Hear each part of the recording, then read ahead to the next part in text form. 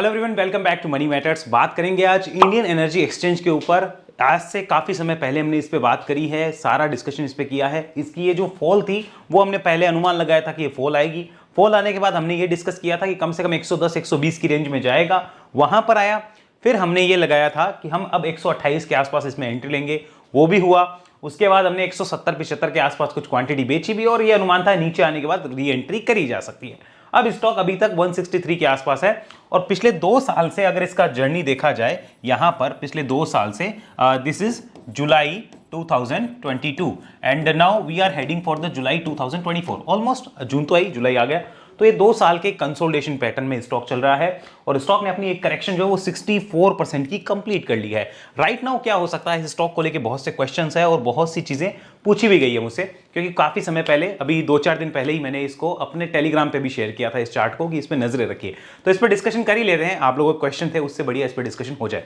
आपका भी किसी स्टॉक के रिगार्डिंग कोई क्वेश्चन हो, कमेंट बॉक्स में बताइए। अगला वीडियो आपको किस स्टॉक पे चाहिए, किस सेक्टर पे चाहिए, आप उसका नाम बता सकते हैं। ध्यान रखिए, ज्यादा जिस स्टॉक के ऊपर पूछा जाएगा सबसे पहले वीडियो आने का चांस उसी का रहेगा। अभी जैसे पीएसयू स्टॉक्स को रखें या बेचें, इसको रिलेटेड हमारे पास बहुत से क्वेश्चंस हैं, तो जल्दी इसका एक वीडियो में लाने वाला हूं अलग अलग सेक्टर से रिलेटेड। लेकिन आपका फिर भी किसी स्टॉक के रिगार्डिंग कोई कमेंट हो, कमेंट बॉक्स में बताइए। जो भी डिस्कशन हम करें उसे अपने एडवाइजर के साथ बात करिए, डिसाइड करिए कि आपको रखना है या बेचना है। इस वीडियो को सिर्फ सीखने के पर्पज से काम लीजिए, अपने रेफरेंस के लिए काम लीजिए, डिसीजन मेकिंग के लिए बिल्कुल काम नहीं ले। फिलहाल करते हैं इसके ऊपर बात। सबसे पहले चलते हैं आईएक्स के बेसिक लेवल फंडामेंटल्स पे। हम आईएक्स के फंडामेंटल में आज काफी डिटेल फंडामेंटल नहीं देखेंगे, बेसिक लेवल डाटा समझा रहा हूं। ये आईएक्स का एवरेज पी रेशियो है पिछले कई सालों का, जब से लिस्ट हुआ तब से आप देख सकते हो। एवरेज पी है इसका 40 के आसपास। अब ध्यान से देखिए, आज की डेट में ये लगभग 40 के आसपास ही चल रहा है। ये देखिए ध्यान से, 40 के आसपास ही चलता हुआ नजर आ रहा है। अगर आप ध्यान से इसको देखेंगे आपको आइडिया लगेगा। स्टॉक का पी 2021-22 के अंदर जब एक यूफोरिया क्रिएट हो जाता है कि बस अब तो यही स्टॉक अगर ये नहीं है तो तुम्हारे पोर्टफोलियो में नहीं है ना, तो इसका मतलब तुमको कुछ नहीं आता। ये उस टाइप का यूफोरिया जब क्रिएट होता है तो देखिए तब पी वैल्यूएशंस क्या थे, 100-110 की रेंज में पी वैल्यूएशन था। उसके बाद में जब मार्केट करेक्ट करना शुरू करता है तो रियल पनिशमेंट मिलती है, तब आता है कि हाँ एक्चुअल चीज क्या हुई। और यूफोरिया में जिन्होंने बाय किया वो आज तक वेट कर रहे हैं कब उनका भाव आए। 3-3, 4-4 साल हो गए, इवन 5-5 साल, 6-6 साल बाद उनके भाव आते हैं, फिर वो एग्जिट कर जाते हैं, फिर स्टॉक नई जर्नी पकड़ता है। तो कुल मिला के यूफोरिया में बाय करने से मिलता कुछ नहीं है। ये हमें दिख रहा होगा। आज की डेट में इसका पी जो है वो फेयरली वैल्यूड है, हम ओवर वैल्यूड नहीं कह सकते। आगे बात करिए, यहाँ पे इसके क्वार्टर रिजल्ट्स को समझिए। मार्च में देखिए, यहाँ पे इसकी सेल्स को देखिए और पिछले मार्च से कंपेयर करिए। इसकी जो सेल्स है उसको कंपेयर करिए। मार्जिन्स को देखिए, मार्जिन्स भी ठीक ठाक है, ऑलमोस्ट सेम है, कुछ ज्यादा बदलाव नहीं हुए हैं। यहाँ पे अगर आप ऑपरेटिंग प्रॉफिट देखेंगे तो काफी अच्छा है। नेट प्रॉफिट देखेंगे तो इसमें भी एक ग्रोथ नजर आई है। ईपीएस यहाँ पर 1 रुपए से ऊपर का जा चुका है। ये अच्छी बात है, खराब नहीं है। लेकिन ओवरऑल अगर आप पिक्चर देखेंगे तो इसकी सेल्स में आपको कोई बड़ी ग्रोथ नजर नहीं आएगी। और उसके रीजंस भी है कि पावर एक्सचेंज पे लिमिटेड ट्रेडिंग हो रही है। ज्यादा पावर की ट्रेडिंग हो, अभी एक्सचेंज पे ज्यादा ट्रेडिंग होनी शुरू हो जाए या उसके कॉन्ट्रैक्ट ज्यादा ट्रेड होने शुरू हो, तब जाके यहाँ पे इसकी सेल्स बढ़ेगी, तब तक नहीं बढ़ सकती। मार्जिन्स में तो हम कोई इश्यू कह भी नहीं सकते कि मार्जिन्स में कोई इश्यू है, इसकी तो कोई बात है ही नहीं। ओवरऑल अच्छी कंपनी है, खराब कंपनी नहीं है, लेकिन ग्रोथ अभी मिसिंग आ रही है। इसको आप ईयरली पीएनएल पे भी देखिए, ये 3 साल पहले का और अभी का डाटा देखिए आप, यहाँ पे ग्रोथ कितनी है वो आपको आइडिया लग जाएगा। यहां से यहां तक तो आपको ग्रोथ नजर आती है, लेकिन अब देखिए कोई बहुत बड़ी ग्रोथ नजर नहीं आ रही। अब आपको पता चलेगा पिछले 3 साल से कंपेयर करने पे ये ग्रोथ जो आपको वहां दिख रही है ये ऑलमोस्ट यहां पर भी आ चुकी थी। ये सेल्स फिगर हम पहले भी देख चुके हैं, ये प्रॉफिट फिगर हम ऑलमोस्ट देख चुके हैं। हालांकि अभी मार्जिन सुधरे हैं ऑलमोस्ट, तो कुछ जो है यहाँ पे प्रॉफिट बढ़ा है, उसका रीजन सेल्स रहेगा थोड़ा बहुत, और कुछ एक मार्जिन सुधरना भी रहेगा, ये हम कह सकते हैं। अगर आप ध्यान से देखिए 351 करोड़ का प्रॉफिट कंपनी ने पोस्ट किया, जो खराब नहीं है, मेरे को बढ़िया लगता है, खराब नहीं है। लेकिन क्या आगे ग्रोथ आएगी या नहीं आएगी? अब इसके लिए इस कंपनी के इंटरनल बिजनेस को आपको समझना होगा। पावर एक्सचेंज पे काम हो कैसे रहा है, क्या आप और मैं उसके daily day to day business को ट्रैक कर सकते हैं? आंसर इज नो, मैं तो नहीं कर सकता, क्योंकि अदर काम भी है, सिर्फ एक ही काम नहीं है। और ऐसा नहीं हो सकता कि मैं सारी कंपनियों के बिजनेस को डे टू डे ट्रैक करूं, तो इसके लिए मुझे चार्ट का सहारा लेना पड़ेगा, तो मैं उसको वहां जरूर समझूंगा। बेसिक लेवल पर पता चलता है ओके है, कंपनी खराब नहीं है। अगर आप ये वीडियो पहली बार देख रहे हैं आईएक्स का, तो भी आपको आइडिया लग जाएगा। हम तो आईएक्स के फंडामेंटल पे ऑलरेडी बहुत डिस्कस कर चुके हैं। शेयर होल्डिंग को देखेंगे तो एक सरप्राइजिंग चीज जो आपको दिखेगी, एफआईआईस को देखिए, पिछले 3 साल से इनका ट्रेंड क्या है। जैसे ही स्टॉक थोड़ा सा ऊपर आया, बेचारे को खत्म करो। यहाँ पे 10% अपनी होल्डिंग ले आए गिराते हुए, और जा कहाँ रही है देखो, डीआईएस यहाँ पे जरूर एंट्री कर रहे हैं, डीआईएस की ऐसा नहीं कि एंट्री नहीं है, लेकिन पब्लिक को देखिए, पब्लिक के पास भर भर के माल रखा हुआ है। 60% 61% आज पब्लिक के पास है। 15 लाख 16 लाख शेयर होल्डर्स यहाँ पे इस कंपनी के हैं, जो एक टाइम पे आपको दिखेगा 17 लाख से ऊपर थे, लेकिन लोगों का मोह भंग हुआ तो वो भी 15-16 लाख के रेंज के आसपास आ चुके हैं। तो लोगों के पास भर भर के आईएक्स है, ऐसा नहीं कह सकते नहीं है, बिल्कुल पड़ा है। और यहाँ पे पब्लिक उसको लेके बैठी है, पिछले 2-3 साल से एक्यूमुलेट करी होगी, या फिर कई लोग ऐसे होंगे जो कि मजबूरी में लेके बैठे हैं। रीजन क्या है, यहाँ पे यूफोरिया के टाइम आप देखिए तब 12 लाख लोगों के पास ये था, कब, और सितंबर 2021 में देखिए, अभी इसको हम चार्ट पे भी डिस्कस करेंगे। सितंबर 2021 में सिर्फ 4 लोगों के पास था, सॉरी 4 लाख लोगों के पास था, और दिसंबर आते आते वो 12 लाख लोगों के पास हो गया। मतलब 8 लाख लोग सारे के सारे, क्या ये फंडामेंटल रिसर्च करके आए थे? ना भैया। क्या ये टेक्निकल रिसर्च करके आए थे? ना भैया। ये कैसे आए थे? यूफोरिया क्रिएट होता है, ले लो फटाफट ले लो, फोमो क्रिएट होता है, उसमें आए थे। और उसमें जो मिस्टेक हुई वो अभी तक भारी पड़ रही है। फिर कई लोग नए एंटर करे हैं, कई लोगों ने हमारी तरह नीचे के प्राइस पे भी लिया होगा, तो सारे लोग मिला के आज 16 लाख शेयर होल्डर है। अब इसके चार्ट को देखते हैं, कंप्लीट चर्चा वही होगी, और इसको मैं सिमिलर पैटर्न में आपको दिखाऊंगा कि कैसे मैच होते हैं दूसरे चार्ट से भी, जो चार्ट आज की डेट में चल चुके हैं। करते हैं चार्ट पे चर्चा। ये हमारे सामने चल रहा है आईएक्स का चार्ट। अब ध्यान से आप इसको देखिएगा, यहां पे आपको क्लियर इंफॉर्मेशन मिलती है कि पिछले 2 साल से ये जो कंसोलिडेशन है, यहां पर ऊपर 170-75 के आसपास जाते ही बेचारे स्टॉक को बोला जाता है अब नीचे जाओ। हर बार यहां पे मैंने देखा है रिटेलर की मेंटेलिटी क्या होती है, जैसे ही इसके पास आता है उसको लगता है कि बस अब तो ऊपर ही ऊपर, और जैसे ही वापस इन लेवल्स के पास आता है उनको लगता है नीचे ही नीचे, जबकि दोनों ही ऐसी नहीं होगा, क्योंकि स्टॉक इस एक वेव के हाई और लो के अंदर फंसा हुआ है। जैसे ही इस वेव का हाई कटेगा तो कुछ मोमेंटम होगा, और लो कटेगा तो होगा। हमने क्लियर बात करी थी कि मेरा स्टॉप लॉस 115 रुपए के आसपास रहेगा, ये मेरा एसएल है, और हमने 128 पे बाय किया था तब। आज की डेट में जब मैंने 128 पे बाय करके कुछ क्वांटिटी यहां बेची, और फिर रिमेनिंग क्वांटिटी को हमने ऐड किया है, 140 के आसपास कुछ ऐड किया है, अभी मेरी एवरेज कॉस्ट जो है वो 134 रुपए आ गई है, मतलब जो बची हुई क्वांटिटी है। वैसे देखा जाए तो हम ऑलरेडी एक बार प्रॉफिट ले चुके हैं, लेकिन जो फ्रेश क्वांटिटी है बची हुई उसकी 134 रुपए, 134 क्या है वो 133 रुपए 95 पैसे की मेरी कॉस्ट है। ये मेरी अभी कॉस्ट बची हुई है इसकी, जो मेरी क्वांटिटी बची है। अभी इसका मेरा विजन क्या है वो मैं डिस्कस करूंगा, लेकिन पहले आप ट्रेंड देखिए। अगर 2 साल से ट्रेंड देखा जाए, दिस इज 2 ईयर कंसोलिडेशन। ये क्या है? 2 साल का कंसोलिडेशन है। अब ये 2 साल के कंसोलिडेशन के बाद अगर कोई स्टॉक ऐसे निकलेगा तो वो ब्रेकआउट करके ऊपर जा सकता है, नहीं जा सकता, आप बताओ। इसको भी प्रूफ करके दिखाऊंगा दूसरे सिमिलर चार्ट से जो इसी वेव से ऊपर जा चुके हैं, उससे हम प्रूफ करेंगे ताकि आपको आइडिया लग जाए। अभी चलते हैं, पहले ये समझ लीजिए स्टॉक ने अभी करेक्शन करी है, वो 64% 65% के आसपास है।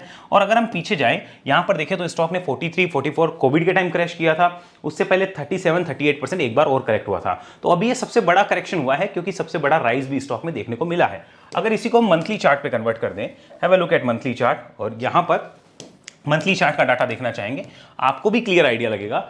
मंथली चार्ट पे अगर आप एक नए इन्वेस्टर या ट्रेडर हैं तो भी, अगर आप चाहे भोले ट्रेडर हैं, भोले ट्रेडर मतलब अगर आप अभी आए हैं, नए नए आए हैं, अभिमन्यु हैं, तो भी आपको पता लग जाएगा कि इन लेवल्स के ऊपर एक अच्छा मोमेंटम क्रिएट हो सकता है। तब तक ये स्टॉक साइडवेज जोन में। अब ये साइडवेज जोन जो होता है वो क्या होता है? वही एक्चुअली एक्यूमुलेशन का एक बढ़िया टाइम होता है।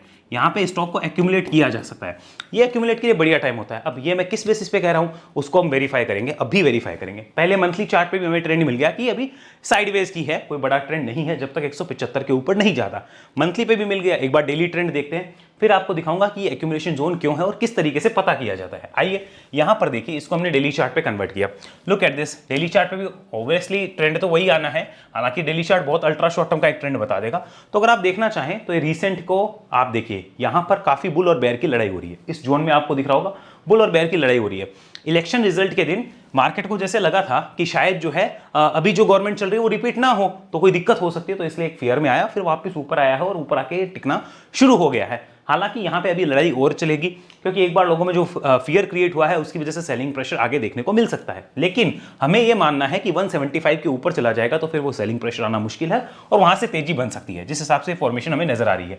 अब इसको मैं वापस आपके सामने मंथली चार्ट कन्वर्ट करता हूं। ये मंथली चार्ट रहा, ये एक्यूमुलेशन जोन है, किस बेसिस पे आई है उसके लिए एक बार वीकली आप थोड़ा सा चार्ट याद कर लीजिएगा। जैसे कि हमने पहले बात करी थी, सितंबर 2021 का डाटा हम देखेंगे। ये सितंबर 2021 का, यहां पर जो नंबर ऑफ शेयर होल्डर्स थे वो थे 4 लाख। कितने थे?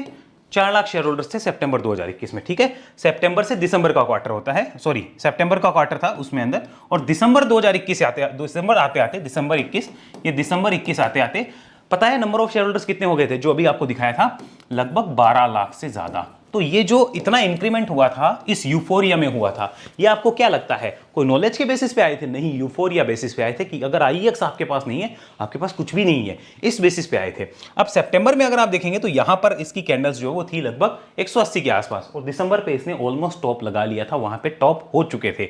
तो यही होता है, तो हमें यूफोरिया में नहीं फंसना, पहली लर्निंग तो ये।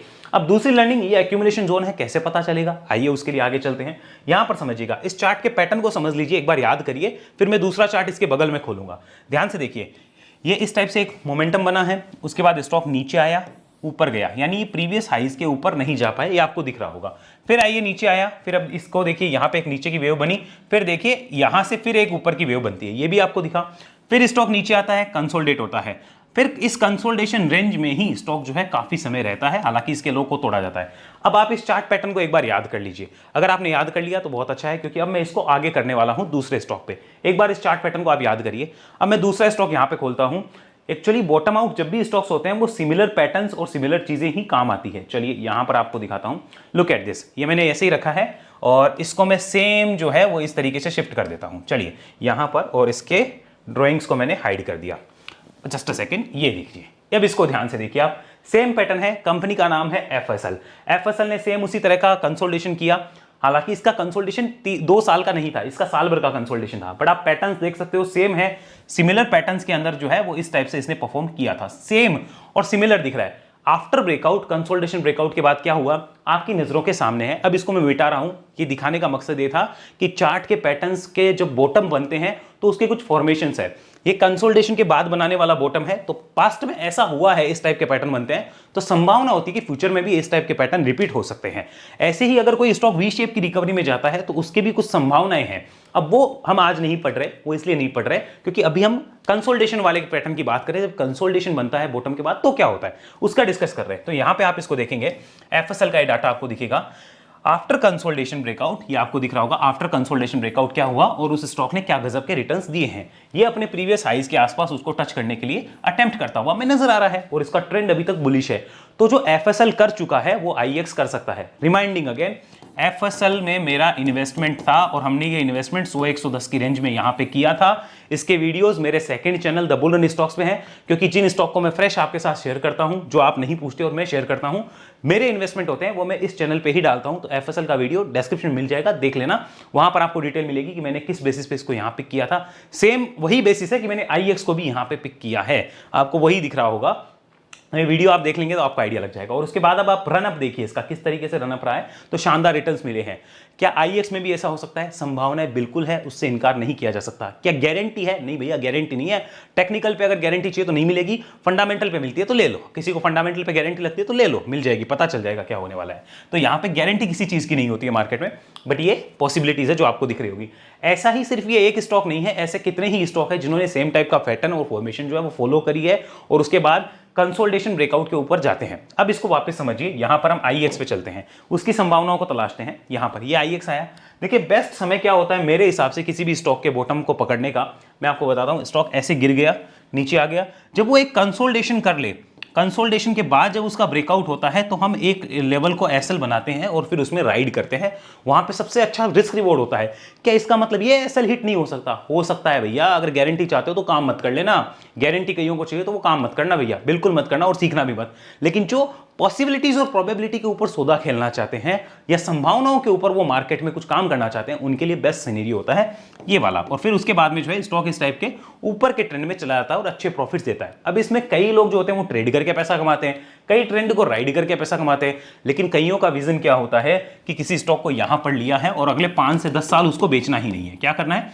5 से 10 साल बेचना ही नहीं है। तो आपका अलग विजन है, फिर उसमें मैं कुछ नहीं कह सकता, उसमें आप मेरे टेक्निकल काम नहीं करेंगे, उसमें फंडामेंटल भी आप 5 साल 10 साल का अनुमान शायद ना लगा पाओ, और अगर आप लगा पा रहे हैं तो मेरी तरफ से आपको प्रणाम, मैं यही कह सकता हूं और कुछ भी नहीं कह सकता। 5 साल 10 साल का मैंने अभी अनुमान लगाना नहीं सीखा है, सीखूंगा तो आपको बताऊंगा। हाँ, कई ऐसे बिजनेस है जो मुझे अच्छे लगते हैं 5 साल 10 साल के लिए, जैसे आईआरसीटीसी मुझे बड़ा अच्छा लगता है, मुझे उसका बिजनेस समझ में आता है। तो आपकी फैमिलियरिटी किसके साथ है, आप किसके साथ कनेक्ट हो पाते हो, किस बिजनेस के साथ, वो डिपेंड करता है।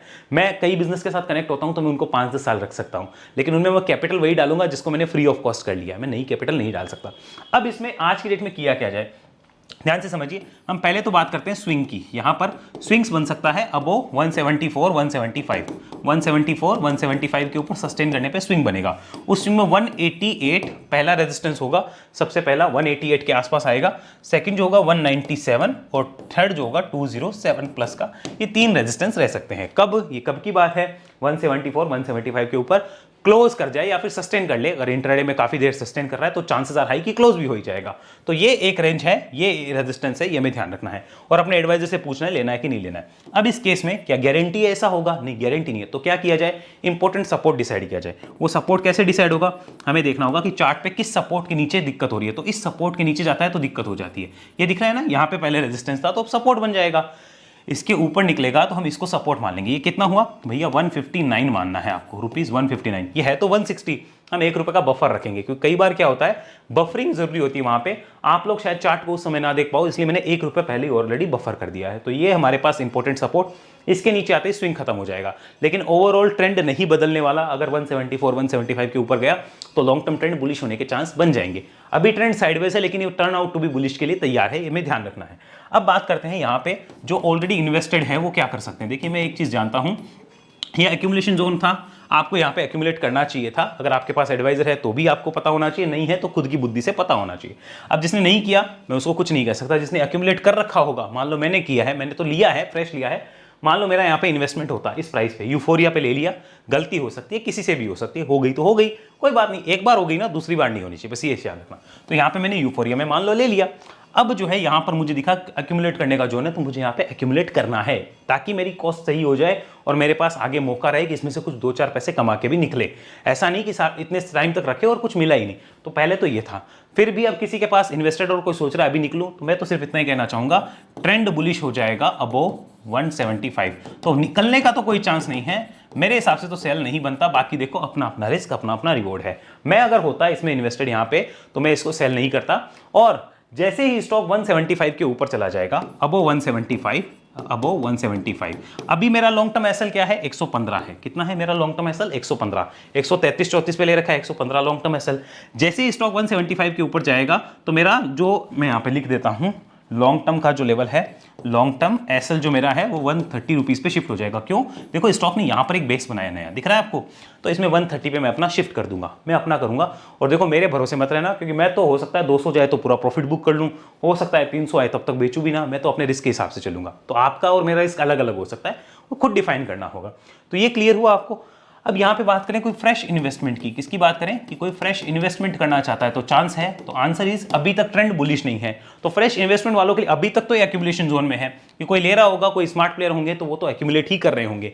वो कब करेंगे फ्रेश इन्वेस्टमेंट के लिए, कब देख सकते हैं, या तो 175 के ऊपर जब बॉटम बने उसके बाद, फिर 130 लॉन्ग टर्म का एसएल होगा, या तो तब वो स्मार्ट प्लेयर देखेंगे, या फिर वो स्विंग करेंगे तो 160 के साथ करेंगे। तो ये सारी सिनेरियो हमने क्लियर करे। आई डोंट थिंक इसमें कोई कंफ्यूजन रहनी चाहिए। मुझे लगता है आईएक्स में 175 के ऊपर जाने के बाद आने वाले 6 से 12 महीने अच्छी तेजी बन सकती है, लेकिन वो उसके ऊपर तब तक नहीं बन सकती। साथ में मेरे पास जो इसमें होल्डिंग है वो मेरी एज इट इज रहने वाली है, मैं अभी नहीं बेच रहा। मेरे लिए आर या पार की सिनेरियो है ये। 115 के नीचे आएगा तो मैं अपनी होल्डिंग काट सकता हूं, तब तक मैं नहीं काटूंगा। और 175 के ऊपर जाता है तो मैं इसको और राइड करना चाहूंगा मेरे रिस्क के हिसाब से, और मैं कभी भी बेच सकता हूं, आपको मेरे भरोसे नहीं रहना, ये ध्यान रखना है। तो ये आईएक्स के ऊपर कंप्लीट एनालिसिस था, जहां पे मैंने आपको दिखाया कि पास्ट में किस तरीके से काम होते हैं, काम हुए थे, फ्यूचर में वो काम हो सकते हैं या नहीं हो सकते। देखिए बहुत से लोग है ना इन चीज़ों को समझते नहीं है, उनको लगता है उनको टेक्निकल एनालिसिस नहीं आता या उन्होंने सही जगह से ज्ञान प्राप्त नहीं किया तो किसी को नहीं आता। ऐसा नहीं है, संभावनाएं तलाशने की कोशिश करिए। पॉजिटिव एटीट्यूड रखेंगे तो आप संभावनाएं तलाश पाएंगे, लेकिन अगर आपका एटीट्यूड नेगेटिव हो गया तो आप संभावनाएं नहीं तलाश पाएंगे। तो पॉजिटिव एटीट्यूड के साथ संभावनाओं को देखिए, बिल्कुल भी किसी की बातों में ना आए, चार्ट्स को समझें और चार्ट के ऊपर जो अपनी बुद्धि है वो जरूर इस्तेमाल करें। ऐसा नहीं किसी ने कहा और आपने मान लिया, चार्ट के ऊपर अपना दिमाग जरूर लगाएं। तो ये आईएक्स के ऊपर मेरा एनालिसिस था, कोई मेरे से त्रुटि हो तो क्षमा करने का कष्ट करिएगा। और फिलहाल इस वीडियो में इतना ही। आप ऐसी एनालिसिस सीखना चाहें तो वेब एनालिसिस में आइए, डिटेल आपको डिस्क्रिप्शन मिलेगी। वेब एनालिसिस की जानकारी के लिए इस नंबर पर संपर्क कर सकते हैं। ये एक ट्रेनिंग प्रोग्राम है जहां एक समय में मैं एक ही इंसान को सिखाता हूं। अगर आप सीखना चाहें तो आप कनेक्ट कर सकते हैं। इसकी फीस रहती है 44,000। आप बाकी जानकारी के लिए इस नंबर पर संपर्क कर सकते हैं और हमारे लिंक से अकाउंट खुला के भी हमारे साथ कनेक्ट हो सकते हैं ज़ेरोधा एंजल अपस्टॉक्स में। उसके लिए आपको डिस्क्रिप्शन में हमारे अकाउंट ओपनिंग लिंक मिल जाएंगे। अगर अकाउंट भी नहीं खुलवा सकते और अभी वेब एनालिसिस भी ज्वाइन नहीं कर सकते तो भी आप कनेक्ट हो सकते हैं। ज्वाइन बटन पर क्लिक करिए और चैनल की मेंबरशिप आप ले सकते हैं, डायमंड मेंबरशिप या फिर एसटीपी मेंबरशिप। ज्वाइन बटन पर क्लिक करके भी आप बात कर सकते हैं। साथ में फिर भी आपको कोई जानकारी चाहिए किसी भी चीज़ के रिगार्डिंग हमारी सर्विसेज में, तो आप इस नंबर पर संपर्क करिए, व्हाट्सअप करेंगे, आपको इन्फॉर्मेशन मिल जाएगी। अगले वीडियो मिलेंगे, तब तक के लिए धन्यवाद। जय हिंद, जय भारत।